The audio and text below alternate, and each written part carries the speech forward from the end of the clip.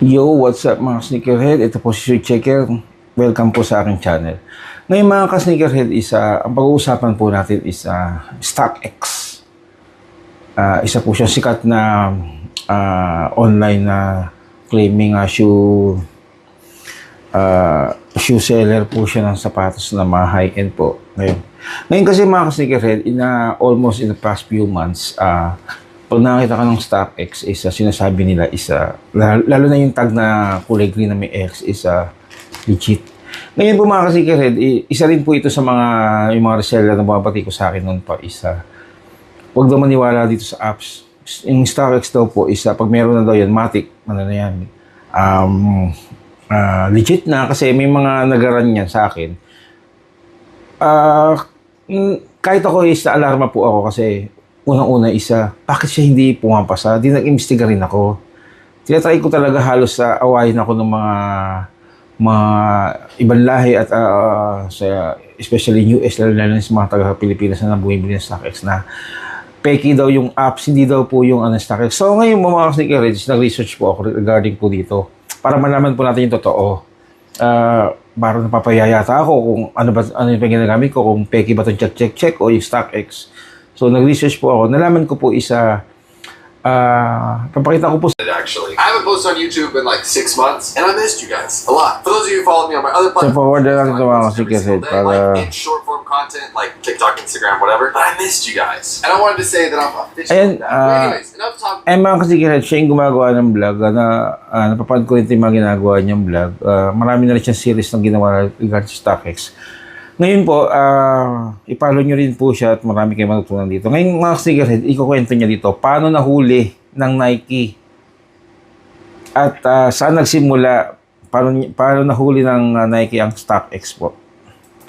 That this is huge. So I've been doing a lot of research on this whole StockX thing, and it's looking horrible. And getting into this, if you don't know what StockX is, it's a buy-sell trade platform where you can pretty much buy anything. This goes from sneakers to streetwear, clothing, purses, watches, collectibles. I mean, even they were selling PS4s and Xboxes on there at one point. You can buy pretty much anything you want. And for those of you who don't know what I mean by this whole buy-sell trade platform, it basically means that anybody can be a seller on the website and anybody can be a buyer on the website. You make an account, list something for sale, and then when somebody buys it, it goes to the authentication center where they have their experts legit check it and verify that whatever they're selling is 100% real. Yan mga kasi yung sinasabi ko sa inyo. Diba uso yan dati? Kahit ngayon po may lumalabas pa rin yan na pag may ganyan, na-verify ng StockX ng mga expert kuno nila kasi kiniklaim nila yan noon pa kaya nga sila naging number 1 na online reseller ng mga product na especially mga signature cloth, lalo na yung sa Nike. Ayan, di ba, mga sneakerhead, pag may ganyan, automatic, di ba?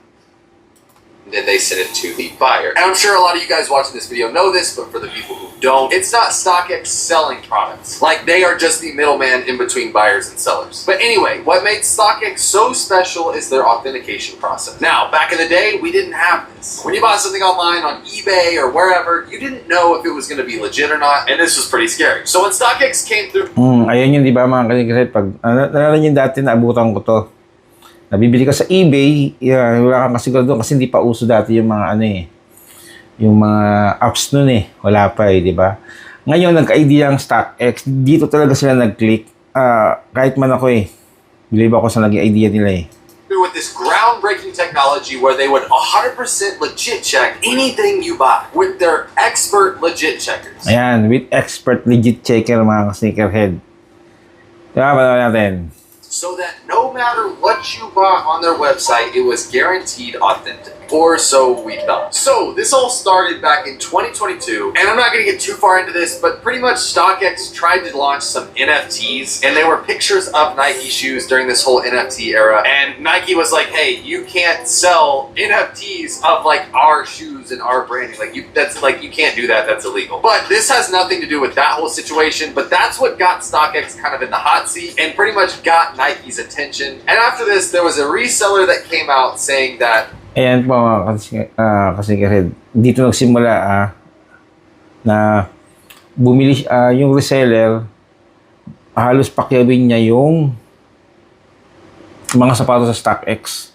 He was trying to purchase inventory for his business. Now, I don't know if the business was a sneaker store or if he was just a sneaker investor. I know a hustle back in the day that a lot of people used to do is they would buy like 30 or 100 pairs of a certain shoe right when it came out, and then they'd sit on them for a few months and then sell them and cash out whenever they went up in price. That was a big thing that people would do. They'd just buy from StockX, then like a few months later, sell them right back to StockX. Yan, di ba? Ganyan pa yung mga kasi di ba? Papataasin natin yung presyo natin, yung ipapahype natin. Halos ubusin natin yung mga ano yan. Kasi naging reseller din ako dati. Bibili ka ng 5, wag mo muna ibebenta, hintayin mo muna siyang tumaas ang value hanggang sa mawala na siya sa mga shop. Ngayon babagsak na siya sa mga reseller. Kaya dito dati kumikita yung mga reseller. Nagaya ko dati. StockX when the price goes up. So I don't know if that's what he was doing or if he was just trying to stock up his store when prices went a little bit low. But basically this reseller, who I won't name, bought 62 pairs of Jordan 1s. And this included Jordan 1 UNCs, Mocha Jordan 1s, and Hyper Royal Jordan 1s. And he claimed that they were all fake. He ran them through the legit checking apps like Check and Legit Check app and all these things. And Okay, nakita nyo? Di ba? Gumamit sila ng mga legit apps. Lalo na yung ginagamit din natin yung Check app. Ni-random niya lahat yan. Diba? Testing niya kasi. Para makasigurado siya. Di ko alam bakit niya ginawa yan. Para maka-double check siya. Kasi sinasabi ng StockX, meron na kami. Pag meron ka ng ganung green tag na may X, especially the Circle 1, 100% guaranteed na authentic yung sapatos nyo.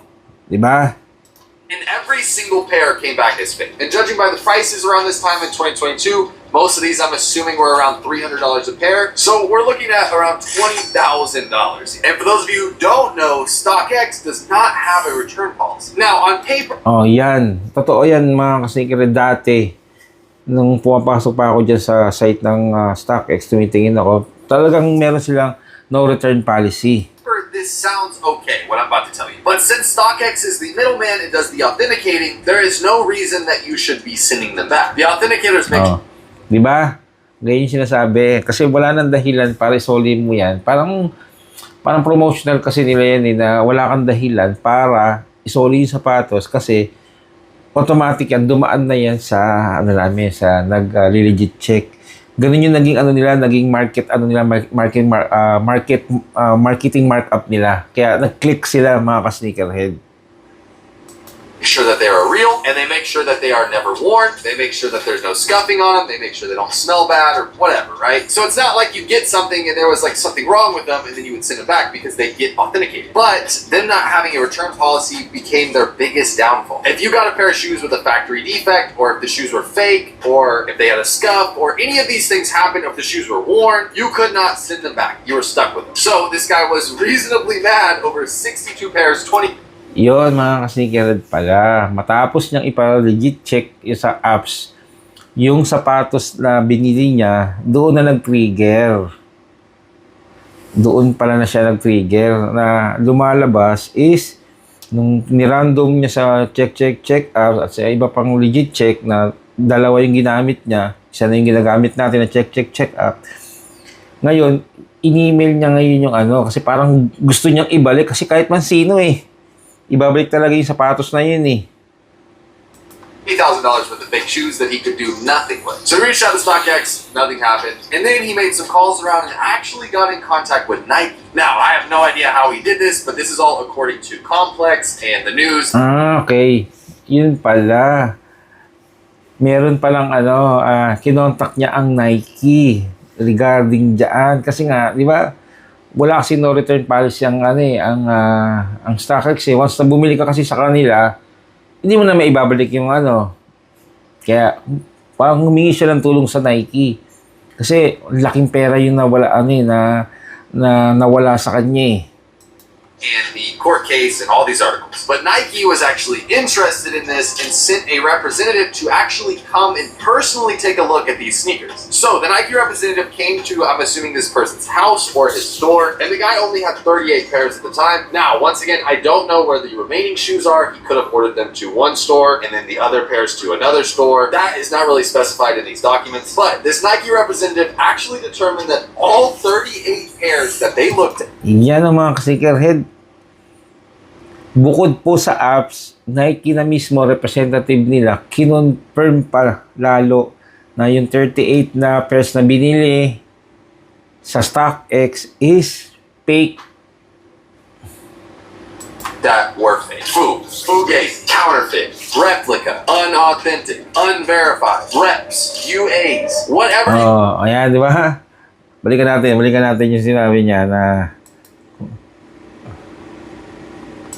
But this Nike representative actually determined that all Ano yung 38 sinabi? pairs that they looked at were Ano? Fugazi, counterfeit, Oh, di ba? unauthentic, unverified. Authentic, unverified. Yung mga turn na may mga ghost pair, Reps. reps, unauthorized. Yan, sinasabi nila, di ba? Yung mga early release daw yan. Kaya daw, hindi daw yan pumapasa sa apps.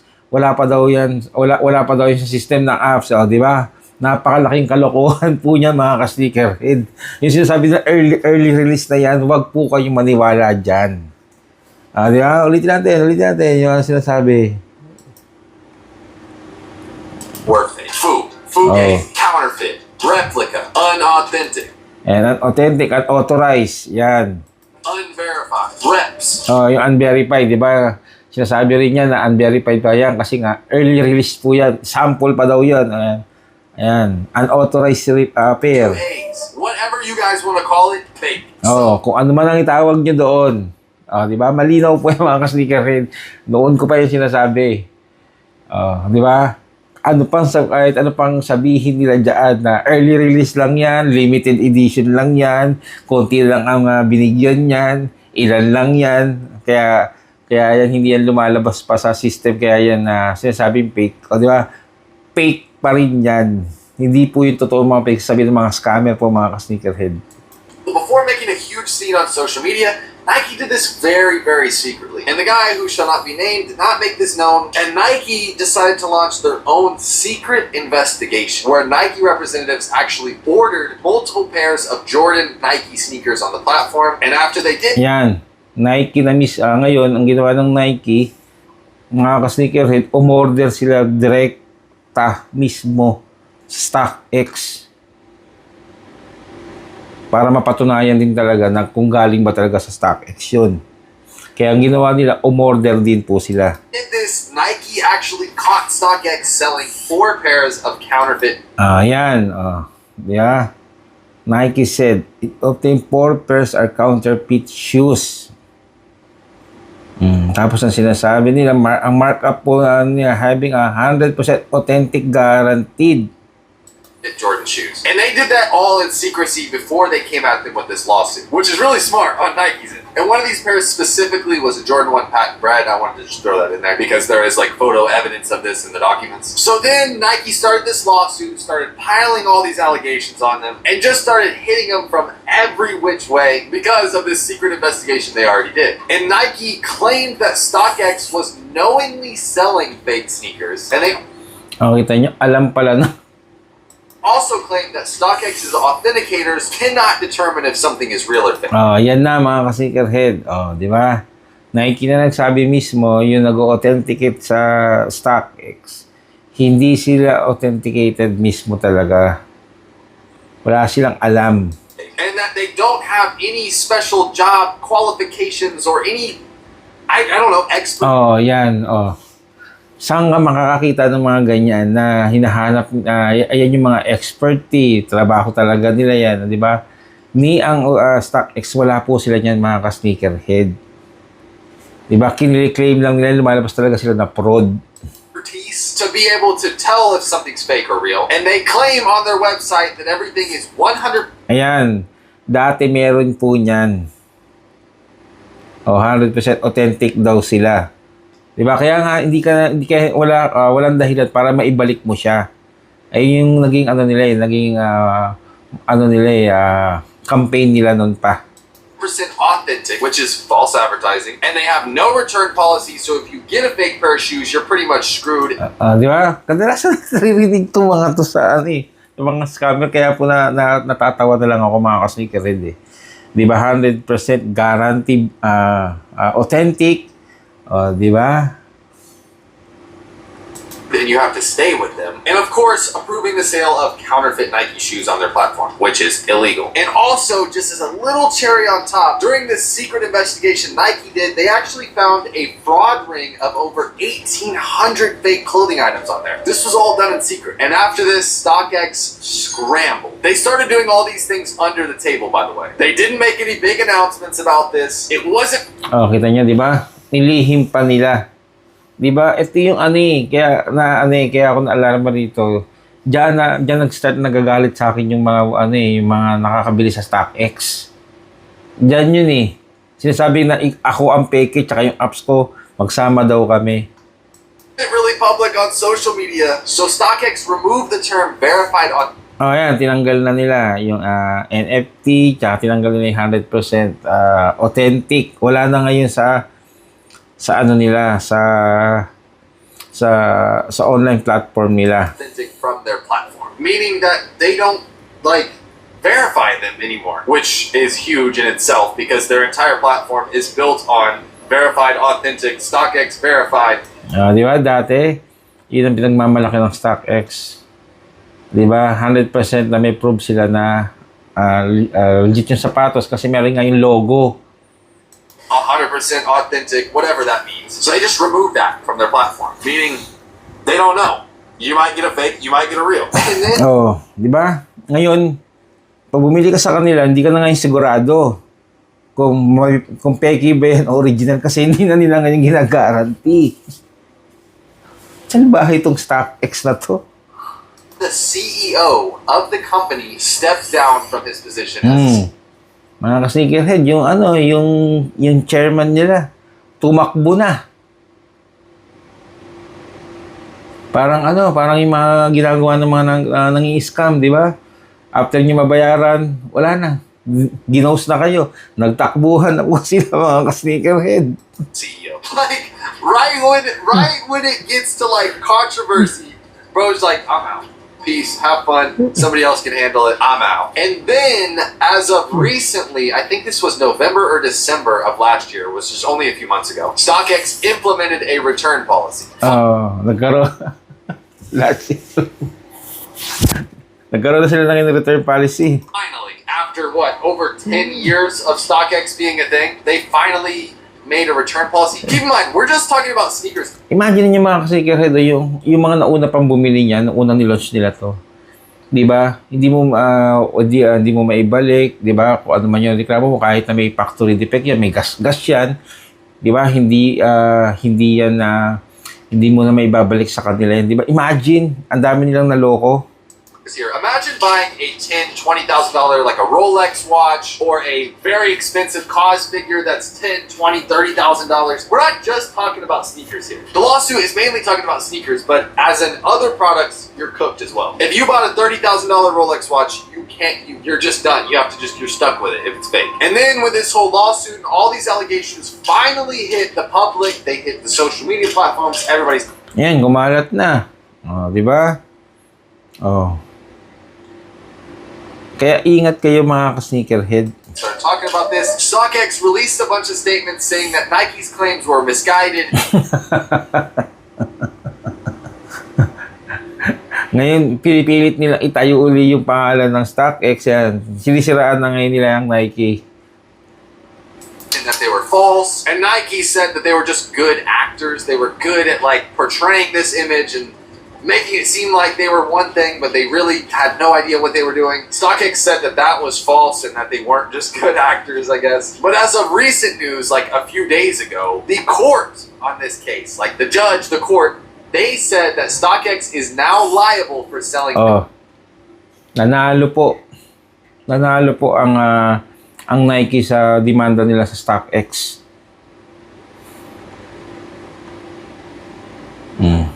fake shoes on their platform, which means they are held responsible for this now. It's not just an accusation, they have to take responsibility for selling counterfeit goods. And this is huge. This means that other brands can come for StockX and start their own investment. Ngayon hindi lang pala ngayon Nike.